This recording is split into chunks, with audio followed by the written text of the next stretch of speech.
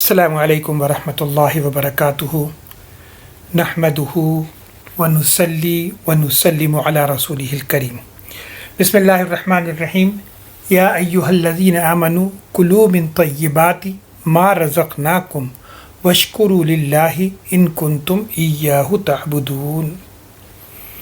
اللہ پاک کلام پاک کے اندر فرماتے ہیں، ہم نے جو تم کو عطا کیا ہے اس میں سے کھاؤ، پاکیزہ چیزوں کو کھاؤ اور ہمارا شکر ادا کرو۔ رسولوں کو حکم دیا کہ رسولوں پاک اور پاکیزہ چیزوں میں سے کھاؤ اور اچھے عمل کرو، اور ایک آیت کے اندر فرمایا ہمارے دیے ہوئے رزق میں سے پاکیزہ چیزیں کھاؤ۔ حضور نبی علیہ الصلوۃ والسلام نے اپنی پیاری غذاؤں میں حلال اور پاک چیزوں کو پسند فرمایا،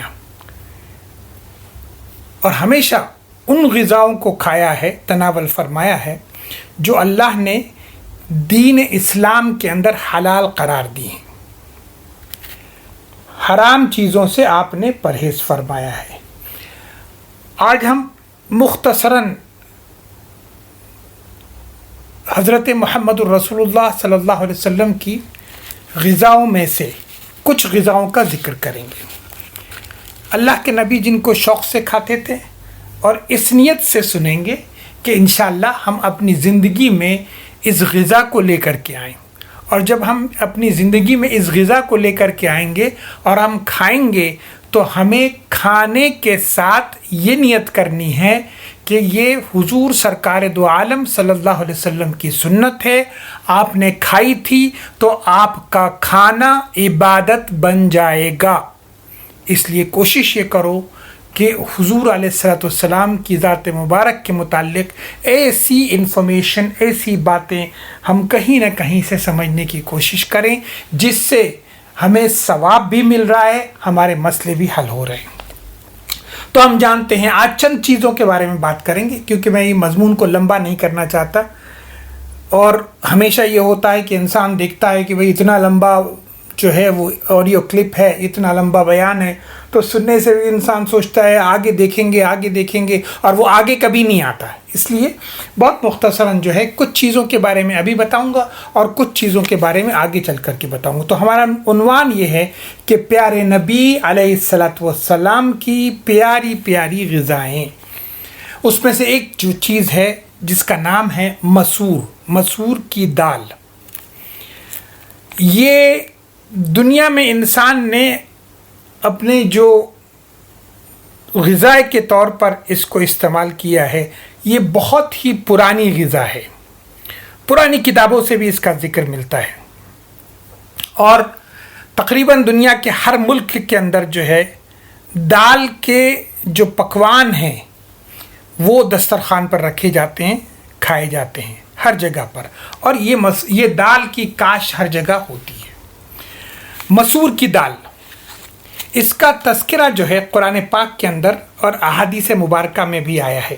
قرآن پاک میں سورہ بقرہ میں بنی اسرائیل کا جو واقعہ کا ذکر کیا ہے، اس وقت میں مسور کی بیان کیا گیا، جس میں حضرت موسیٰ علیہ الصلوۃ والسلام کو آسمان سے من و سلوہ کھانے کے لیے اترتا تھا، آسمان سے دسترخوان آتا تھا، آسمان سے کھانا نازل ہوتا تھا، لیکن حضرت موسیٰ علیہ السلام کی قوم نے ناشکری کی حد کر دی، اور اس کے بدلے میں ان لوگوں نے اور غذائیں طلب کرنی شروع کر دی، جیسے لہسن، پیاز، کھیرا وغیرہ طلب کیا، اس کے ساتھ مسور کی دال بھی طلب کی تھی۔ دیکھو قرآن پاک کے اندر آتا ہے نا کہ جب تم نے کہا کہ موسیٰ ہم سے ایک ہی کھانے پر صبر نہیں ہوتا، یہ جو من و سلوہ نازل ہوتا تھا، تو اپنے پروردگار سے دعا کیجئے کہ ترکاری اور ککڑی اور گیہوں اور مسور اور پیاز جو زمین سے اگتی ہیں ہمارے لیے پیدا کر دے۔ انہوں نے کہا کہ بھلا عمدہ چیزیں چھوڑ کر ان کے بدلے ناقص چیزیں کیوں چاہتے ہو؟ اگر یہی چیزیں چاہیے تو کسی شہر میں جا اترو، وہاں جو مانگتے ہو مل جائے گا۔ قرآن پاک کی سورہ بقرہ کے اندر اس کا تذکرہ کیا گیا، آسمان سے من و سلوہ نازل ہوتا تھا، تو ان لوگوں نے کہا کہ ہم کھاتے کھاتے تھک گئے ہیں تو ہمیں یہ تمام چیزیں دیجیے۔ اس میں سے ایک مسور کی دال۔ پیارے نبی حضرت محمد مصطفیٰ صلی اللہ علیہ وسلم کی پیاری غذاؤں میں مسور کی دال کا شمار بھی ہوتا ہے۔ حضور علیہ السلام نے اس کو پسند فرمایا اور اس کی تعریف بھی فرمائی، جس سے ہمارے لیے مسور کی دال کی امپورٹنس میڈیکل اور ہمارے واسطے جو ہے یہ ایک اہمیت کی حامل ہو جاتی ہے، کیونکہ اللہ کے نبی علیہ الصلوۃ والسلام نے یہ دال کھائی تھی اور اکثر کھائی تھی اور آپ کی پسند کی غذاؤں میں سے ہے۔ مسور کی دال کو چھلکے کے ساتھ بھی پکایا جاتا ہے اور اس کے چھلکے بھی اتار کر کے بنایا جاتا ہے۔ اکثر مسور کی دال جو ہے ہم لوگ بغیر چھلکے کے بھی کھاتے ہیں۔ تو یہ اللہ کے نبی علیہ الصلوۃ والسلام کی غذاؤں میں سے ایک پیاری سی غذا ہے۔ حضرت عائشہ صدیقہ رضی اللہ عنہ نے ارشاد فرمایا کہ جس کسی نے بھی کدو کے ساتھ، جو ککڑی ہوتی وہ لوکی ہوتی ہے کدو، اس کے ساتھ مسور کی دال کھائی، اس کا قلب تندرست ہوا، اس کا دل تندرست ہو جاتا ہے، قوی ہو جاتا ہے اور قوت مردمی میں اضافہ ہوتا ہے۔ اور اس کے ساتھ ساتھ حضرت واصلہ رضی اللہ فرماتے ہیں کہ حضور علیہ الصلوۃ والسلام نے ارشاد فرمایا تمہارے لیے کدو موجود ہے، یہ جو لوکی ہوتی ہے نا کدو موجود ہے، یہ دماغی صلاحیت میں اضافہ کرتا ہے، اور تمہارے لیے مسور کی دال موجود ہے جس کی تعریف جو ہے تقریباً 70 انبیاء کرام کی زبان مبارک سے ہوئی تھی۔ 70 نبیوں نے اس مسور کے دال کی تعریف کی ہے اور اللہ کے نبی علیہ السلام کی پیاری غذاؤں میں سے ایک غذا ہے۔ اور جس غذا کی تعریف حضور علیہ السلام نے انبیاء کرام نے کی ہو، یقیناً اگر آپ دیکھیں تو اس سے کتنے فائدے ہوں گے۔ اس سے نہ صرف جو ہے ہمارے تقوی، ہماری جو قوت ہے اس کے اندر اضافہ ہوگا، بلکہ اس کے ساتھ ساتھ میڈیکلی جو ہے اس کے بہت سارے جو فائدے ہیں، فالج کے، لقوے کا، نزلے کا، زکام کا، راشا کا، یہ تمام چیزوں کے اندر اس کا فائدہ ہے۔ خون کو پتلا نہیں ہونے دیتی، گاڑھا رکھتی ہے۔ سرکے کے ساتھ کھانے سے یہ مسور کی دال کو بلغم وغیرہ کے جتنے امراض ہوتے ہیں اس سے فائدہ ہوتا ہے، بخار سے فائدہ ہوتا ہے، یہ جو ہے توانائی کو پیدا کرتی ہے۔ اللہ کے نبی علیہ الصلوۃ والسلام کی پیاری غذاؤں میں سے ایک غذا مسور کی دال ہے۔ اس کے بعد دوسری چیز مچھلی بہترین غذا ہے۔ سائنس آج کے زمانے میں مچھلی کھانے کے لیے بار بار کہتی ہے، جو آپ کی بہت ساری بیماریوں کا علاج اس کے اندر ہے۔ اور سب سے بڑی بات حضرت محمد رسول اللہ صلی اللہ علیہ وسلم کی پسند کی غذا ہے، اور آپ نے فرمایا کہ جنت کے اندر جب جنتی پہنچ جائیں گے تو سب سے پہلے جنتیوں کو جو کھانا ملے گا وہ مچھلی کا گوشت دیا جائے گا۔ سبحان اللہ! تو جنتیوں کے جو جنت میں کھانا ہوگا وہ مچھلی کا گوشت ہوگا۔ قرآن پاک کے اندر مچھلی کا تذکرہ ہے۔ سورہ کہف کے اندر جو موسیٰ علیہ السلام نے اپنے شاگرد سے کہا تھا کہ جب میں 2 دریاؤں کے ملنے کی جگہ نہ پہنچ جاؤں، چاہے میں کتنا بھی چلتے چلے جاؤں، اس مقام پر پہنچے تو مچھلی کو بھول گئے تھے، اور وہ مچھلی نے جو ہے سرنگ کی طرح دریا میں اپنا راستہ بنا لیا۔ تو قرآن کریم کے اندر ایک بہت لمبا چوڑا واقعہ جو ہے یہ مچھلی کی مناسبت سے بیان کیا گیا ہے، تو قرآن میں ہے۔ اور پھر اس کے ساتھ ساتھ حضور علیہ الصلوۃ والسلام کی پیاری غذاؤں میں مچھلی کا شمار کیا جاتا ہے۔ احادیث کے اندر یہ بھی آتا ہے کہ حضور علیہ السلام نے مچھلی کا گوشت پسندیدگی کے ساتھ قبول کیا۔ آپ بہت زیادہ پسند کیا کرتے تھے، اور اگر کوئی لے کر آتا تھا تو آپ ضرور اس کو نوش فرمایا کرتے تھے۔ حالانکہ آپ دیکھیں کہ اسلامی تعلیمات کی روح سے کیا ہوتا ہے کہ جتنے بھی حلال جانور ہیں، حلال جانور اور پرندے، ان کو ذبح کر کے کھانے کے لیے استعمال میں لایا جاتا ہے، لیکن مچھلی کو ذبح کرنے کی ضرورت نہیں۔ اللہ کے نبی علیہ السلام نے فرمایا ہمارے لیے جو ہے وہ 2 خون اور 2 مردے حلال ہیں۔ مردے سے مراد مچھلی اور ٹڈی، اور خون سے مراد کلیجی اور تلی۔ تو مچھلی جو ہے اس کو آپ کو ذبح کرنے کی ضرورت نہیں پڑتی، اور بے شمار جو غذائی، طبی اور جتنے ہیں فوائد اس سے حاصل ہیں۔ اور مچھلیوں سے انسان کو اللہ تعالیٰ بہت ساری بیماریوں سے مچھلی کے کھانے سے بچا کر کے رکھتا ہے۔ روہو جو ایک مچھلی آتی ہے، اس کے کھانے سے دل کو تقویت ملتی ہے، انسان کو توانائی حاصل ہوتی ہے، اور صاف اور چلتے ہوئے پانی کے اندر جتنی مچھلیاں پائی جاتی ہیں ان کا ذائقہ بھی اچھا ہوتا ہے اور صحت کے لیے بھی اچھی ہوتی ہے۔ بام مچھلی ہوتی ہے جو آپ کے نظام ہضم کو، ڈائجسٹو سسٹم کو درست رکھتی ہے۔ یہ نہ صرف حضور علیہ السلام کی تعلیمات ہیں بلکہ آج سائنس ہماری اس چیز کو ایکسیپٹ کرتی ہے۔ تازہ مچھلی کھانے سے جسم میں بیماریوں کے خلاف جو ہے انسان کو لڑنے کی صلاحیت آتی ہے، جو اس کا ڈیفینسو سسٹم ہے وہ اسٹرانگ ہو جاتا ہے، جسم کو طاقت ملتی ہے، توانائی ملتی ہے، پیٹ کے اندر کے کھچاؤ کو دور کرتی ہے اور آنتوں کے ورم کو ٹھیک کرتی ہے اور پیٹ کو نرم کرتی ہے۔ معدے کی اور آنتوں میں جو سوزش ہوتی ہے، انفیکشن ہوتا ہے یا کسی بھی قسم کا زخم ہوتا ہے، تازہ مچھلی کے کھانے سے آہستہ آہستہ ختم ہو جاتا ہے۔ اور بہت ساری مچھلیوں کی جو قسمیں ہیں جو میڈیکلی انسانی جسم پر بہت اچھے اثرات ڈالتی ہیں، دل کو تقویت دینا، دماغی صلاحیتوں کے اندر جو ہے اضافہ کرنا اور جلد ہضم ہو جانا، معدے کو درست رکھنا، یادداشت کو، میموری کو امپروو کرنا۔ اور اکثر جو مچھلیاں ہیں تمام جسمانی بیماریوں کو دور کرتی ہیں، جسمانی کمزوریوں کو دور کرتی ہیں۔ مچھلیوں کی ایک قسم ہوتی ہے مورولا فش، یہ عورتوں کے لیے بہت فائدہ مند ہے جن ماؤں میں دودھ کی کمی واقع ہوتی ہے۔ اس کے کھانے سے دودھ کی مقدار میں اضافہ ہوتا ہے، جسم کو طاقت ملتی ہے اور جسم میں گوشت کو پیدا کرتی ہے۔ جو ٹھنڈے مزاج والے لوگ ہیں ان کے لیے مچھلی کا کھانا بہت مفید ہے۔ گردے کے امراض میں بھی مچھلی فائدہ دیتی ہے۔ کالی کھانسی جن کو ہو جاتی ہے، بلغمی امراض ہوتے ہیں، مچھلی کے استعمال سے اس سے فائدہ ہو جاتا ہے۔ اور مچھلی کو کسی بھی طرح پکا کر، تل کر، سیک کر یا بھون کر کھانے سے کوئی بھی کسی طبی جو وہ ہے میڈیکل، اس میں کوئی فرق نہیں پڑتا، کسی بھی طریقے سے آپ کھا سکتے ہو۔ اس لیے محمد مصطفیٰ صلی اللہ علیہ وسلم نے فرمایا مچھلیاں کھایا کرو، اور اللہ کے نبی صلی اللہ علیہ وسلم کی پیاری غذاؤں میں سے ایک غذا جو ہے یہ مچھلی بھی ہے۔ منقع، اس کو ٹری آف لائف بھی کہتے ہیں، کشمش سے تھوڑی سی بڑی رہتی ہے، یہ غالباً انگور کو سکھا کر کے تیار کی جاتی ہے۔ جگہ جگہ پر قرآن کریم میں انگور کے تذکرے آئے ہیں، جگہ جگہ جو ہے جہاں کھیتی وغیرہ کے بارے میں بات کی گئی ہے تو وہاں زیتون کا اور کھجور اور انگور اور ہر قسم کے جو پھل ہیں اس میں سے جو ہے، لیکن یہ پھلوں کا تذکرہ کیا گیا ہے۔ تو یہ کھجور کو خشک کر کے، کھجور کو سکھا کر کے، انگور کو سکھا کر کے، خشک کر کے اس سے یہ بنتی ہے، اس کو بولتے ہیں منقع۔ یہ اکثر جو حکیم علاج کرتے ہیں نا، یہ حکیم جو ہے اپنے علاج میں یہ منقع کا استعمال ضرور کرتے ہیں۔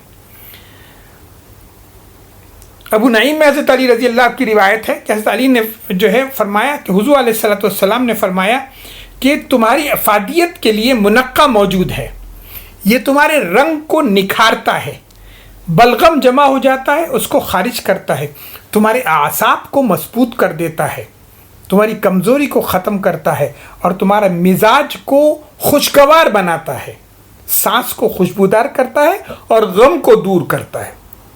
حضرت علی رضی اللہ تعالیٰ عنہ اس حدیث کے راوی ہیں کہ نبی کریم صلی اللہ علیہ وسلم نے فرمایا جس نے ہر روز سرخ منقع کے 21 دانے کھائے وہ تمام امراض سے بچ کر کے رہے گا جن سے اس کو خوف لگتا ہے۔ اگر سائنس کو پوچھے منقع کے بارے میں تو سائنس کہتی ہے it's useful for managing constipation, helps to control acidity, effective for dry cough, respiratory tract inflammation, and at the same time maintain blood pressure level۔ یہ منقع کے فائدے میں سے بتایا گیا، اس لیے اللہ کے رسول علیہ السلام جو ہے منقع کا استعمال کرتے تھے، اور آپ کی غذاؤں میں سے ایک غذا یہ منقع بھی ہوا کرتی تھی۔ کتنی پیاری سی چیز ہے، حضور علیہ السلام نے ہر وہ چیز جس سے انسان کو فائدہ ہے استعمال کیے اور اس کے فائدے بھی بتائے ہیں، جس کو آج کی دنیا کی سائنس جو ہے آفٹر لانگ ڈیوریشن، سالوں، 1500 سال کے بعد جو ہے اس کو ریکگنائز کرتی ہے۔ اس کے بعد اللہ کے نبی علیہ السلام کو گوشت بہت پسند تھا، اور حلال گوشت، حلال جانور کا گوشت جو ہے اللہ کے نبی علیہ السلام جو ہے کھایا کرتے تھے. گائے کا، بھینس کا، بکرے کا، اونٹ کا، سب کے گوشت اللہ کے نبی علیہ السلام نے کھائے ہیں، گوشت کو پسند فرمایا ہے. اور گوشت میں اللہ کے نبی علیہ السلام کو دست کا گوشت جو ہے، بکری کا شانہ، وہ بہت پسند تھا. حضور نبی کریم صلی اللہ علیہ وسلم کے بارے میں فرماتے ہیں حضرت عمر رضی اللہ تعالیٰ عنہ کہ میں نے نبی کریم صلی اللہ علیہ وسلم کو اس حالت میں دیکھا کہ آپ کے دست مبارک میں بکری کا شانہ ہے، بکری کا کندھا جس کو بولتے ہیں نا، بکری کا شانہ، اس سے آپ گوشت کاٹ کر تناول فرما رہے ہیں. آپ صلی اللہ علیہ وسلم کو جب نماز کے لیے بلایا گیا تو آپ صلی اللہ علیہ وسلم نے وہ بکری کا شانہ جو تھا وہ چھوڑ دیا اور وہ چھری رکھ دی جس سے آپ گوشت کھا رہے تھے. پھر کھڑے ہو گئے اور دوبارہ جو ہے کھڑے ہو کر کے آپ صلی اللہ علیہ وسلم بغیر وضو کیے دوبارہ نماز پڑھی. گویا یہ بتایا جا رہا ہے کہ اگر کھاتے ہوئے کھانا کھاتے ہوئے بھی آپ اٹھ جاتے ہو، ادھورا چھوڑ کر کے اٹھ جاتے ہو، تو اس وقت بھی آپ کو وضو کرنے کی ضرورت نہیں ہے. گوشت کی جو اہمیت کا ذکر ہے اس کے بارے میں ابن ماجہ میں حضرت ابو درداء رضی اللہ روایت کرتے ہیں کہ میں نے حضور علیہ السلام سے سنا کہ آپ نے فرمایا کہ دنیا والوں کے لیے اور جنت کے لوگوں کے لیے کھانوں کا سردار گوشت ہے، کھانوں کا سردار گوشت ہے. ابن ماجہ میں اگین ایک روایت آتی ہے کہ عبداللہ بن حارث جو ہے بیان فرماتے کہ ہم نے رسول اللہ صلی اللہ علیہ وسلم کے ہمراہ مسجد میں بھنا ہوا گوشت کھایا، پھر اپنے ہاتھ پتھروں سے صاف کر کے دوبارہ بغیر وضو کیے ہوئے ہم نماز کے لیے کھڑے ہو گئے. تو اللہ کے نبی علیہ السلام کو جو ہے دست کا گوشت بھی بہت پسند تھا، پشت کا گوشت جو پیٹھ کا گوشت جو ہوتا ہے نا وہ بھی بہت زیادہ پسند تھا. ایک روز رسول اللہ صلی اللہ علیہ وسلم کی خدمت میں حضرت ابو ہریرہ فرماتے ہیں کہ ایک روز رسول اللہ صلی اللہ علیہ وسلم کی خدمت میں گوشت آیا، وہ دست کا تھا کیونکہ وہ آپ کو بہت پسند تھا. آپ صلی اللہ علیہ وسلم اس میں سے دانتوں کے ساتھ توڑ کر تناول فرما رہے تھے. یعنی اگر گوشت ایسا ہے جو آج تو خیر ہم بڑے سوفسٹیکیٹڈ ہو گئے ہیں کہ بھئی یہ جو ہے فوک اور وہ اور یہ اس کے بغیر ہم کھاتے نہیں ہیں، چھری اور فوک کے بغیر. لیکن اللہ کے نبی صلی اللہ علیہ وسلم نے اگر آپ دیکھو تو اللہ کے رسول صلی اللہ علیہ وسلم نے چھری سے کاٹ کے بھی کھایا ہے، لیکن اس کے ساتھ ساتھ کئی طرح سے حضور علیہ السلام جیسا گوشت جب بن کر کے آتا تھا تو آپ اس کو دانتوں سے توڑ کر کے بھی تناول کیا کرتے تھے. گویا دانتوں سے توڑ کر، دانتوں سے کاٹ کر کھانا بھی حضور علیہ السلام کی سنت ہے. تو حضور علیہ السلام کی پیاری سی غذاؤں کے اندر جو ہے یہ گوشت بھی آتا ہے. ترمذی شریف کے اندر حضرت مغیرہ بن شعبہ رضی اللہ بیان فرماتے ہیں کہ میں نے ایک رات رسول اللہ صلی اللہ علیہ وسلم کے پاس جو تھا مہمان تھا، آپ صلی اللہ علیہ وسلم نے میرے لیے بکری کے گوشت کا ایک حصہ خاص طور سے بنوایا اور پھر اس میں سے چھری کے ساتھ کاٹ کاٹ کر مجھے آپ عنایت کرتے جاتے تھے. اس کے علاوہ بھی اکثر احادیث مبارکہ میں جو ہے گوشت کا ذکر موجود ہے. حلال جانور کی اوجڑی بھی کھائی جاتی ہے. حلال جو جانور ہوتے ہیں نا تو ان کی اوجڑی یعنی بہت سارے اعضاء ملا کر کے یہ جو ہوتی ہے اوجڑی، آنتیں واتے، یہ سب چیزیں ملا کر کے بھی کھائی جاتی ہیں اوجڑی. لیکن حضور علیہ السلام نے اسے زیادہ پسند نہیں فرمایا. یہ اوجڑی کو حضور علیہ السلام پسند نہیں کرتے تھے.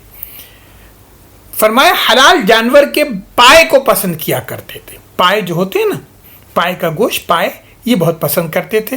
گوشت جسم کو طاقت پہنچاتا ہے مگر اس کا زیادہ استعمال، ایکسیسو یوز، ایکسیسو کھانا نقصان دہ بھی ہو سکتا ہے.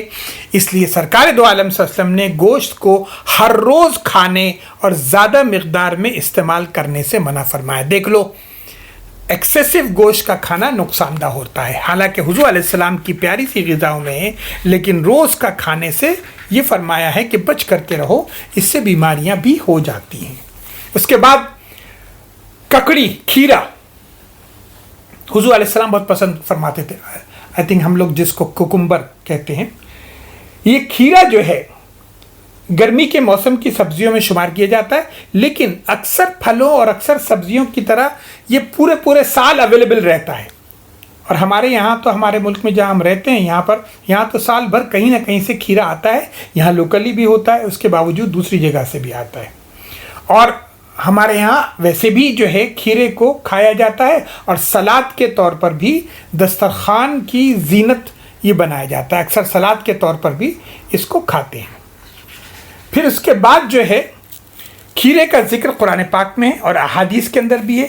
قرآن پاک میں سورہ بقرہ میں بنی اسرائیل کا واقعہ کا تذکرہ کرتے ہو، جیسے میں نے ابھی تھوڑی دیر پہلے بتایا، اس میں بھی کھیرے کا ذکر ہے کہ موسیٰ علیہ السلام کی قوم کو آسمان سے ان کی جو غذائی ضروریات پورا کرنے کے لیے من و سلوہ نازل ہوا تھا، تو وہ کہنے لگی کہ نہیں ہمیں یہ دیجیے، ہمیں یہ دیجیے، ہمیں یہ دیجیے. تو اس میں سے کھیرے کے بارے میں کیا فرمایا تھا کہ اپنے پروردگار سے دعا کیجیے کہ ترکاری اور کھیرے اور گیہوں اور مسور اور پیاز یہ سب ہمارے لیے پیدا کر دیں. تو کھیرے کا بھی تذکرہ حضور نبی کریم صلی اللہ علیہ وسلم نے کھیرے کو پسند فرمایا ہے. بخاری شریف اور مسلم شریف کی اکثر احادیث میں کھیرے کا تذکرہ ملتا ہے. آپ صلی اللہ علیہ وسلم کی پسندیدہ اور پیاری غذاؤں میں سے ایک غذا ہے. اور حضرت عائشہ صدیقہ رضی اللہ فرماتی ہیں کہ میری امی جان یہ چاہتی تھی کہ میں جب رسول اللہ کی خدمت اقدس میں رخصتی کے پاس جاؤں تو تھوڑا صحت میری اچھی ہو جائے. ایک مقصد کے واسطے دوائیں دی گئیں لیکن کچھ فائدہ نہیں ہوا. لیکن پھر بعد میں نے کھیرا کھایا اور کھجور کھایا اور اللہ تعالیٰ نے صحت بھی دی. اس سے معلوم ہوا کہ کھیرے کو کھجوروں کے ساتھ ملا کر کھانے سے انسان کی کمزوری اور لاغر پن جو ہے وہ جاتا رہتا ہے اور صحت اللہ تعالیٰ عطا کرتا ہے، جسم توانا ہو جاتا ہے. کھیرے کو کھجور کے ساتھ کھانے کی روایت حضور علیہ السلام کی ذات مبارک کے کئی جگہ آئی ہے. حضرت عبداللہ ابن جعفر رضی اللہ فرماتے ہیں کہ حضور علیہ السلام کے بارے میں نے رسول اللہ صلی اللہ علیہ وسلم کو دیکھا کہ آپ صلی اللہ علیہ وسلم کھیرے کے ساتھ کھجورے تناول فرما رہے تھے. تو کھیرے کے ساتھ کھجورے کھانے سے یقیناً جسم کو اچھی غذا ملتی ہے. حالانکہ دیکھیں آپ کہ کس طرح سے اس کا کمبینیشن ہے کہ کھیرے کی تاثیر ٹھنڈی ہے اور کھجوروں کی گرم ہے، اس لیے ان دونوں کو ملا کر ایک دوسرے کی تاثیر پر غلبہ پایا جاتا ہے. اور اللہ کے نبی علیہ السلام کو یہ چیز بہت پسند تھی. بہت سارے اس کے فائدے ہیں اور بہت سارے جو ہے میڈیکل سینسز میں جو ہے ڈاکٹرز وغیرہ اس کو کھانے کے لیے کہتے ہیں. معمولی قسم کے قبض کو بھی دور کرتا ہے، پیٹ کی سختی کو کھیرا دور کرتا ہے، پیٹ کے کھجاؤ میں مفید ثابت ہوتا ہے، پیٹ کو نرم کرتا ہے، پیٹ میں جو موجود جو فاسد قسم کی چیزیں ہوتی ہیں، مادے ہوتے ہیں، اس کو خارج کرتا ہے. اور اس کے ساتھ ساتھ بے تحاشا اس کے فائدے ہیں. تو یہ اللہ کے نبی علیہ السلام کھیرا بھی پسند کرتے تھے اور اللہ کے نبی کی غذاؤں میں سے ایک بہترین غذا جو ہے یہ کھیرا بھی تھی. اس کے بعد کدو، جس کو لوکی بھی بولتے ہیں. ہمارے یہاں جو ہے کدو کا شمار جو ہے مشہور سبزیوں میں ہوتا ہے. بے تحاشا قسم کی اقسام ہوتی ہیں اس میں سرخ کدو ہوتا ہے، حلوہ کدو ہوتا ہے، سفید کدو ہوتا ہے، پیلا کدو ہوتا ہے، گول اور لمبا کدو ہوتا ہے. یہ زیادہ مشہور ہے جو لوکی کی شیپ میں جو آتا ہے. تو کدو کی کاشت دنیا کے تقریباً تمام کئی ممالک میں ہوتی ہے اور کدو سے کئی قسم کے جو پکوان تیار کیے جاتے ہیں، سالن سے لے کر تو میٹھے تک سب کچھ جو ہے پکا جاتا ہے. کدو کی کھیر بنتی ہے، کدو کا مربع بنتا ہے، رائتا بنتا ہے، یہ سب کے سب جو ہوتے ہیں. تو کدو کا جو استعمال ہے وہ پہلے زمانے سے جو ہے چلتا چلا آ رہا ہے. ہمارے پیارے نبی حضرت محمد صلی اللہ علیہ وسلم نے کدو کو بہت پسند فرمایا، لوکی کو بہت پسند فرمایا. اس کا سالن آپ بڑے شوق سے کھایا کرتے تھے.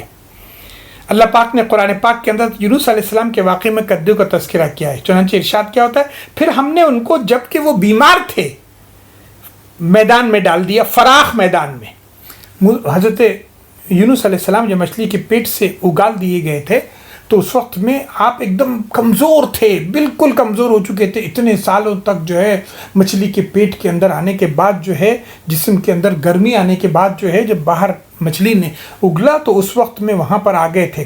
اور ایسی حالت کے اندر اللہ پاک فرماتے ہیں کہ ہم نے ان پر کدو کا درخت اگا دیا اور ان کو لاکھ یا اس سے زیادہ لوگوں کی طرف پیغمبر بنا کے بھیجا تو وہ ایمان لائے. سو ہم بھی ان کو دنیا میں ایک وقت مقررہ تک فائدہ دیتے رہے. تو یہ یونس علیہ السلام کے بارے میں فرمایا. حضرت ابن ماجہ میں حضرت انس ابن مالک رضی اللہ تعالیٰ عنہ کی روایت ہے کہ فرمایا کہ اللہ کے رسول آپ رضی اللہ تعالیٰ عنہ ارشاد فرماتے ہیں کہ حضور علیہ السلام کی خدمت میں میری والدہ جو ہیں انہوں نے مجھے کھجوروں کا ایک ٹوکرا دے کر کے روانہ کیا. حضور علیہ السلام جو ہے تشریف فرماتے اپنے غلام کے گھر دعوت میں. چنانچہ میں وہاں گیا تو آپ کھانا کھا رہے تھے. کھانے میں گوشت اور کدو کا سرید خدمت میں پیش کیا گیا تھا. گوشت اور کدو کا سرید انہوں نے مجھے بھی کھانے میں شامل کر دیا، اور میں جانتا تھا کہ اللہ کے نبی علیہ السلام کو کدو بہت پسند ہے، چنانچہ میں اس کے ٹکڑے اکٹھے کر کے آپ صلی اللہ علیہ وسلم کے سامنے کرتا گیا، اور اللہ کے نبی علیہ السلام کھاتے چلے گئے۔ آپ کی عادت یہ تھی کہ اکثر جو ہے کدو کے ساتھ جو لوکی کے ساتھ گوشت بنتا تھا تو یا کدو کا سالن بنتا تھا، تو اللہ کے نبی علیہ السلام وہ لوکی کو یا کدو کو اٹھا کر الگ الگ ٹکڑے کھا لیا کرتے تھے، اتنے آپ کو پسند تھے۔ اس حدیث مبارکہ کے اندر جو ہے حضرت انس رضی اللہ تعالیٰ عنہ بھی بیان فرماتے ہیں، جو بخاری شریف کے اندر ہے، کہ نبی کریم صلی اللہ علیہ وسلم کی ایک درزی نے دعوت کی، میں بھی نبی کریم صلی اللہ علیہ وسلم کے ہمراہ گیا، اس نے جو کی روٹی اور خشک گوشت کے سالن میں کدو پکا کر پیش کیا، تو میں نے دیکھا کہ رسول اللہ صلی اللہ علیہ وسلم تھالی میں سے کدو کے ٹکڑے تلاش کر کے کھا رہے تھے۔ اس دن کے بعد سے مجھے بھی محبت ہو گئی، اس لیے اکابرین نے ایک ترتیب بنا لی اپنے گھروں کے اندر کہ لوکی کا آنا، کہ کم سے کم ہم تھوڑے تھوڑے وقت میں لوکی لاتے جائیں، کدو لاتے چلے جائیں اور کھاتے جائیں، کہ یہ ہمارے نبی کی محبوب سی سنت ہے۔ اللہ کے نبی کی سنت سے محبت کرو، اللہ تم سے محبت کرے گا۔ تو اللہ کے نبی علیہ السلام جو ہے اس کو بہت پسند فرماتے تھے تمہارے لیے کدو موجود ہے، وہ عقل میں اضافہ کرتا ہے اور دماغ کو تقویت دیتا ہے۔ پیٹ کے جو امراض ہے اس میں کدو کا استعمال فائدہ دیتا ہے، اس سے پیٹ کے کیڑے نکل جاتے ہیں۔ حاملہ عورتوں کے لیے کدو کا استعمال مفید ہے، حمل کے جو انیشل ڈیز ہوتے ہیں جس میں متلی اور قے کی سی کیفیت ہوتی ہے، اس کیفیت کو روکتا ہے یہ۔ تو اس کے ساتھ ساتھ جو ہے جسم کے اندر طاقت کا پہنچانا، جسم کی اندرونی جو سوزش ہے اس کو ختم کر دینا، یہ سب جو ہے کدو کی خصوصیت ہے۔ تو اللہ کے نبی علیہ السلام کی کچھ پیاری سی غذائیں آج ہم نے ذکر کی ہیں، اب اس کا دوسرا حصہ ہم تھوڑے وقت کے بعد میں ضرور کریں گے۔ ایک مرتبہ میں ایک تھوڑا سی چیزیں سمجھو، اللہ پاک ہم سب کو عمل کرنے کی توفیق عطا فرمائیں۔ حضور علیہ السلام کی پیاری سنتوں سے محبت کرنا سیکھ لو، خدا کی قسم حضور علیہ السلام کا ساتھ بھی نصیب ہوگا، حضور علیہ السلام کا قرب بھی نصیب ہوگا، حضور علیہ السلام کے دست مبارک سے آب کوثر بھی نصیب ہوگی۔ وآخر دعوانا الحمدللہ رب العالمین، سبحانک اللہم وبحمدک ونشہد اللہ الہ الا انت ونستغفرک ونتوب الیک۔